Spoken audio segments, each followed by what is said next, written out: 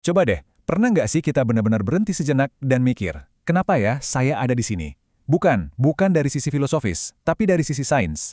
Nah, kali ini kita akan menelusuri rentetan peristiwa yang luar biasa yang memungkinkan kita semua ada di sini. Sebuah perjalanan dari awal mula alam semesta sampai ke diri Anda yang lagi nonton ini, yang terinspirasi dari karya Tim Coulson.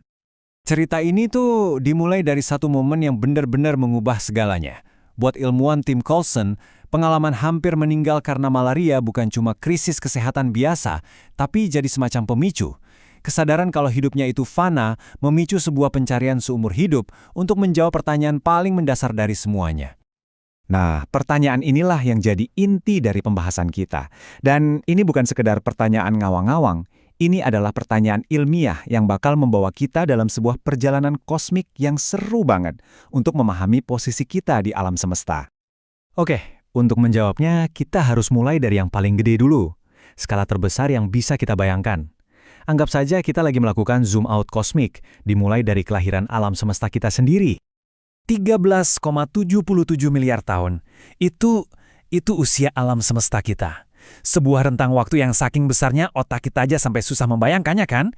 Nah, inilah panggung super luas tempat kisah kita dimulai. Miliaran tahun pertama ini, wah, ini krusial banget. Semuanya itu berawal dari satu titik super padat dan panas yang namanya singularitas.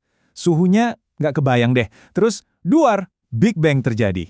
Alam semesta mulai mengembang dan mendingin. Nah, setelah cukup dingin, gravitasi mulai beraksi, menarik gumpalan-gumpalan gas hidrogen raksasa sampai akhirnya menyalakan bintang-bintang pertama. Dan bintang-bintang pertama ini, jangan salah, mereka bukan cuma lampu hias di langit loh. Mereka itu kayak pabrik raksasa di alam semesta. Di intinya yang super panas, lewat fusi nuklir, mereka menciptakan elemen-elemen yang lebih berat. Ada karbon, oksigen, besi.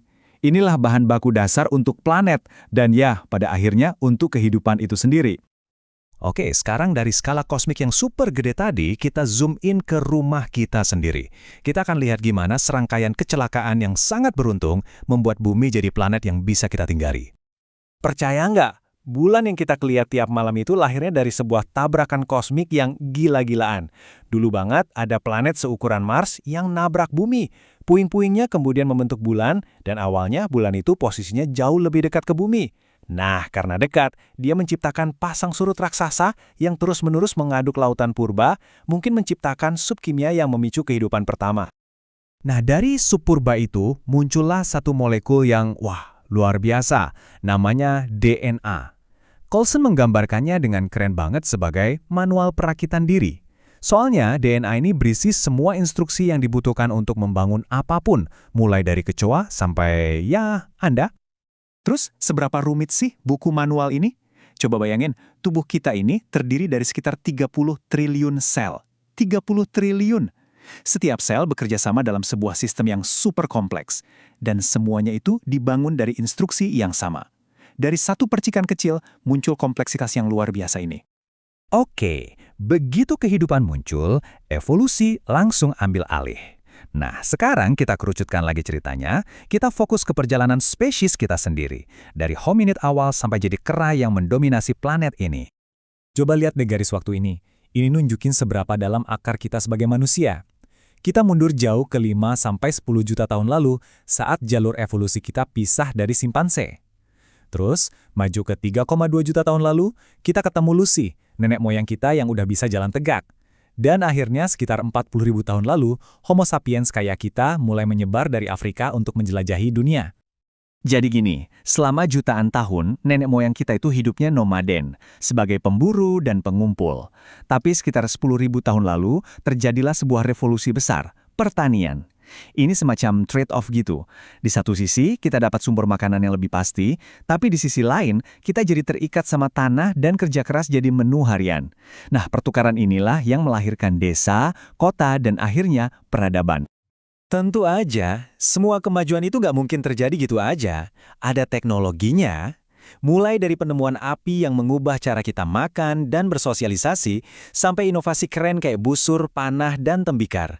Setiap alat ini adalah lompatan besar yang memungkinkan nenek moyang kita untuk berkembang dan membentuk dunia di sekitar mereka. Oke, dari cerita epik miliaran tahun tadi, sekarang kita tarik ke level yang paling personal, yaitu tentang Anda. tentang keberadaan Anda sebagai seorang individu dan peran kebetulan dalam kisah unik Anda.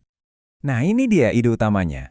Mesin yang ngejalanin evolusi itu adalah keacakan, randomness.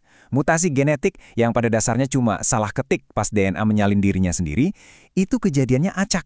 Nggak direncanakan, nggak ada tujuannya, cuma kebetulan. Kutipan ini benar-benar ngerangkum semuanya. Artinya apa? Artinya kita itu unik. Benar-benar produk dari serangkaian kebetulan yang nggak akan pernah terulang lagi.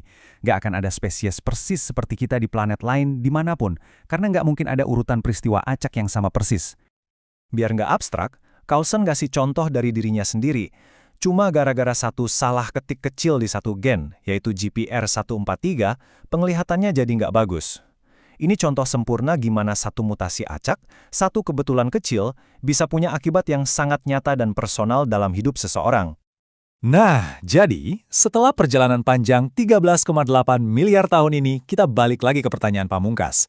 Kalau kita lihat lagi semua rentetan kebetulan ini, dari tabrakan kosmik sampai salah ketik genetik, apakah keberadaan Anda ini cuma sebuah kecelakaan yang luar biasa beruntung?